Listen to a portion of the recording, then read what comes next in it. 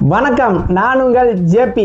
Uthangarai TVK MLA இளையராஜாவிடம் சட்டசபையில் சபாநாயகருக்கு எதிராக வாக்களிக்கும்படி திமுக எம்எல்ஏக்கள் சார்பாக 35 கோடி குதிரை பேரம் பேசப்பட்டதா?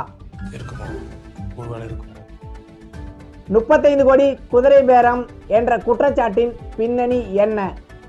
அமைச்சர் ஆதவர்ஜுனா கரூர் ரொம்ப முக்கியமான ஒரு கணக்கு வழக்கு உள்ளது என்று கூறியிருக்கிறார். திமுக எம்எல்ஏ செந்தில் பாலாஜி சேர்க்கப்பட்டதற்கும் ஏதேனும் தொடர்பு இருக்கிறதா?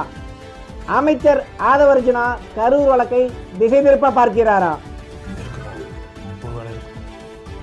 இந்த வழக்கு தமிழக அரசியலில் ஏதேனும் பரபரப்பை ஏற்படுத்துமா? வாய்ப்பில்லை ராஜா. இது சாதாரண அரசியல் சர்ச்சையா, இல்லை தீவிரமாக விசாரிக்கப்பட வேண்டிய விஷயமா? இந்த வழக்கு குறித்து சம்பந்தப்பட்ட தரப்புகள் என்ன விளக்கம் அளிக்கின்றன? இந்த வழக்கில் கைது செய்யப்பட்டது யார்? மொத்தம் எத்தனை பேர்? இந்த வழக்கு குறித்து தமிழக மக்களின் பார்வை என்ன? இந்த சாட்சியோட முழு வீடியோ பின்னாடி வந்துட்டு இருக்கு, மறக்காம வெயிட் பண்ணி பாருங்க.